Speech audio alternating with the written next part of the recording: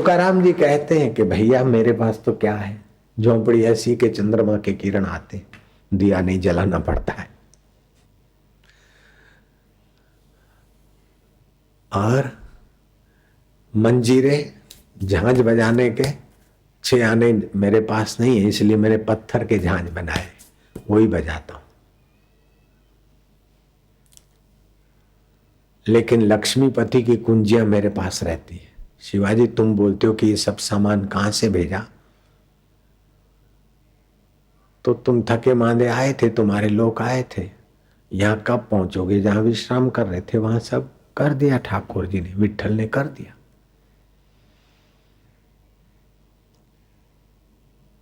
ऐसे ही भरद्वाज ऋषि ने भी किया था।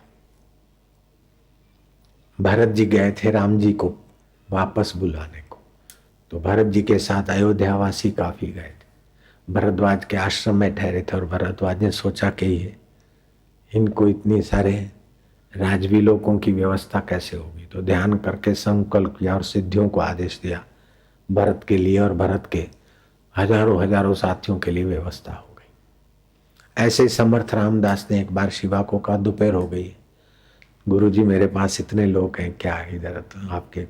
बोले कोई बात नहीं, वो पहाड़ी में जाओ, जरा पत्थर हटाओ, सब तैयार मिलेगा। देखा सब पकवान तैयार और दिया भी जल रहा है।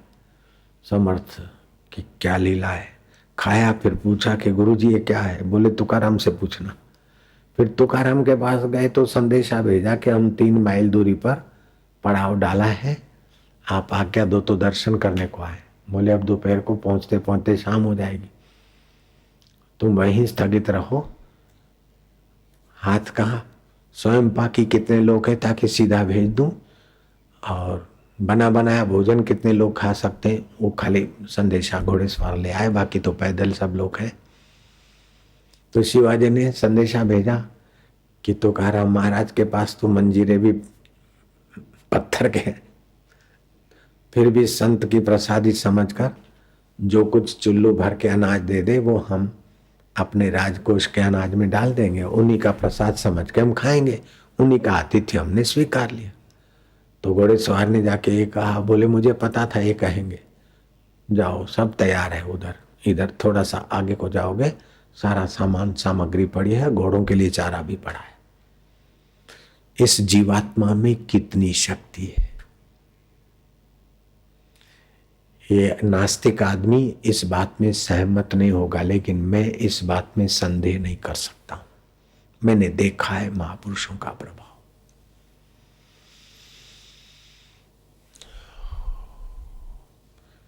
अभी विज्ञानी बोलते हैं कि मनुष्य अपने मस्तक का 1,00,000वां हिस्सा का मुश्किल से उपयोग करता है।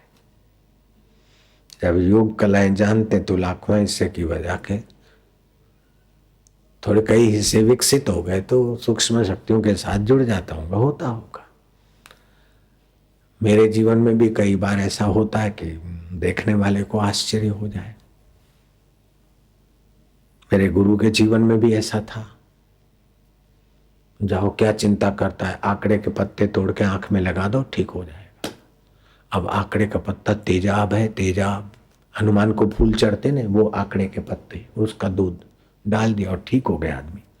ठीक हो गया और गया दुकान पे मिठाई लेके उसी को देता है, ले प्रसाद। बोले किस खुशी में? बोले देखता नहीं मेरी आंखें ठीक हो गई, नहीं तो दिखता नहीं था, रात को ठोकरे खाता था, अभी दिन को भी अच्छा दिखता है, चश्मे की जरूरत नहीं, देख एकदम आंखें बढ़िया हो गई, ये देख ये देख। मैं भी चालाक हूं, दिखाने के बहाने आंखें पहुंच ली।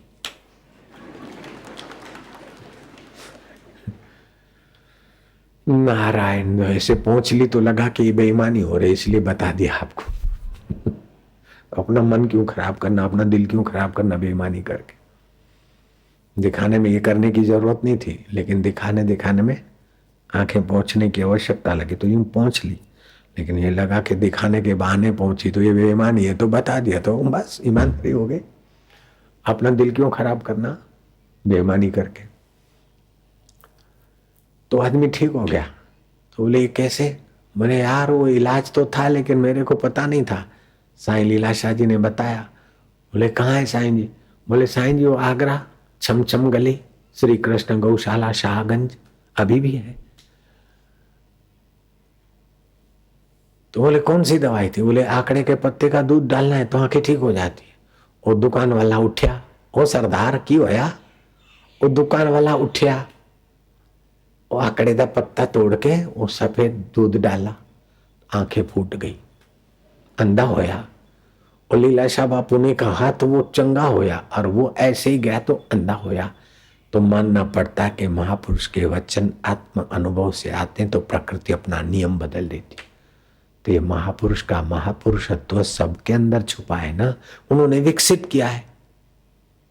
और मैं ये नहीं चाहूंगा कि आप किसी को आंकड़े का पत्ता आंख में डलवाओ और वो ठीक हो जाए तब आप महापुरुष हो गए, ऐसा आप मत करना प्रयोग, कोई जरूरी नहीं। उनकी योग साधना थी, एकाग्रता का बल था। आप जो भी कुछ करो ईश्वर प्राप्ति के लिए करो। वो महापुरुष होने तो लोक संग्रह के लिए थोड़ी शक्तियां संजय कर ली।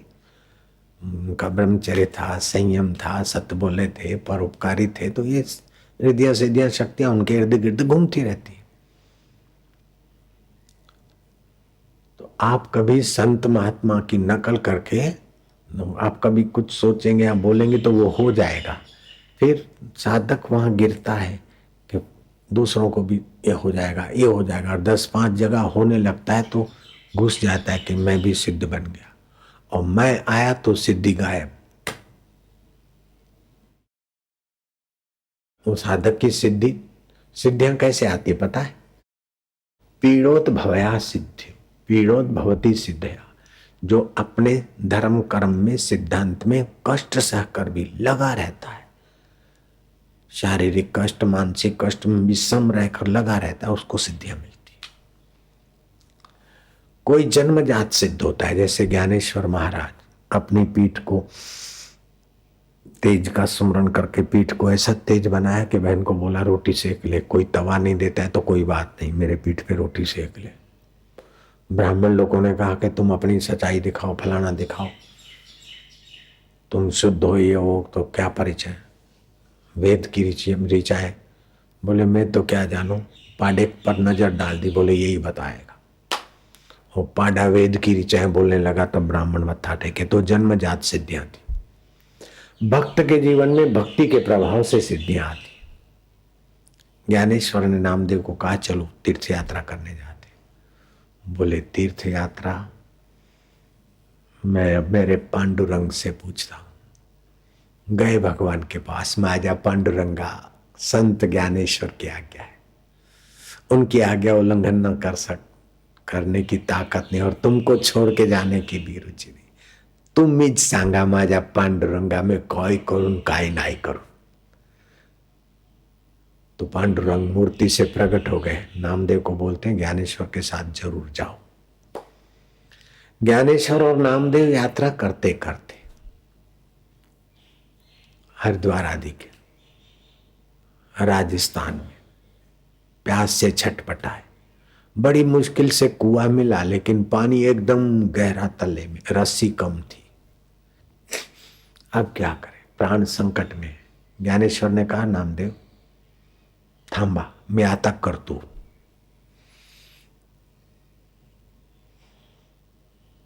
आचमन लिया, थोड़ा प्राणायाम किया, धारणा की, मूल बंद, उड़ियान बंद, जालंधर बंद करके फिर संकल्प किया। ऊपर उठे,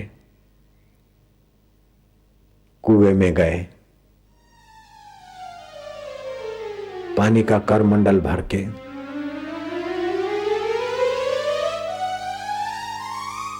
बाहर आए।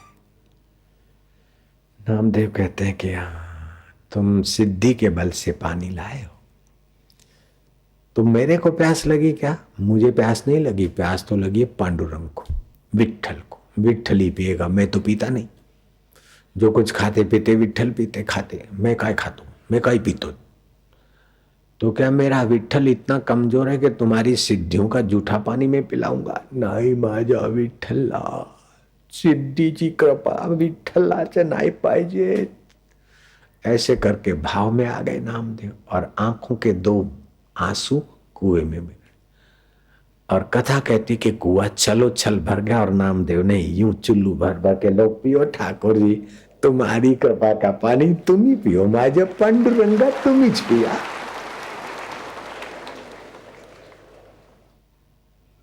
सब बातें बुद्धि की तराजू पे भी नहीं तुलती हैं। बड़े बड़े डॉक्टरों ने माना है कि जब साधक या कोई बीमार प्रार्थना करता है या मनोभाव दृढ़ होता है तो साइंस की ऐसी तैसी हो जाती है और आदमी ठीक हो जाते। मेरी माँ 86 साल की थी। डॉक्टर ने कहा 24 घंटे से ज्यादा नहीं जिएगी, अब 22, अब 21, अब 20 घंटे। मैंने मेरे वैद्य को भेजा और वैद्य इतना सा मुंह लेकर आया, बोले नाड़ी विपरीत चलती है, वैद्यों से घिरा हुआ मरीज भी जाके ही मानेगा। जाके माने शब्द नहीं कहा उसने, कहीं था ही नहीं। मैं गया और मेरी माँ मेरे को पुत्र रूप में जन्म दिया और जानती थी कि मेरा बेटा है, लेकिन मेरी माँ की गजब की श्रद्धा थी, वो मेरे को बेटा नहीं मानती थी, भगवान मानती थी, गुरु मानती थी, ब्रह्मज्ञानी मानती थी। कपिल मुनि को उसकी माँ देवहूति ने ब्रह्म माना, भगवान माना और वो सिद्धि को प्राप्त हो गई। मेरी माँ मेरे को ऐसा। तो महिला आश्रम में पुरुषों को जाने की मना होती है। मैं माँ वहां थी तो मैं गया। अभी भी मैं जाता हूं तो कार से नीचे नहीं उतरता हूं। वो लोग बहुत आग्रह करते हैं कि आश्रम में दर्शन हो, तो कार घुमा के निकल जाता हूं। कभी कभी नीचे भी उतरता हूं, कोई निर्माण हो रहा है तो, लेकिन 2-5 मिनट। तो मैं माँ के पास गया तो माँ ने मेरे को हाथ जोड़े, प्रभु अब मेरे को बोल नहीं पाती, आज्ञा दो मैं जाऊं। टूटा फूटा मैं क्या, मैं नहीं जाने देता हूं। जब वो भगवान मानती तो मैं भी अपना उसकी श्रद्धा का फायदा उठाया। मैं क्या मैं नहीं जाने देता हूं। तो बोले प्रभु क्या करूं। मैं क्या मैं मंत्र देता हूं, वो करो। मैंने उनको आरोग्य का मंत्र दिया, वो करने लगी। खान पान में थोड़ा वैद्य की सलाह से चालू कर दिया। 20 घंटे में जो मरने वाली है, 20 घंटे के बाद पहले ही रिकवरी चालू हो गई। 1 महीना हो गया। डॉक्टर आए, बोली मरी नहीं। बोले मुआ तुम मरो, मेरे को साईं का मंत्र है।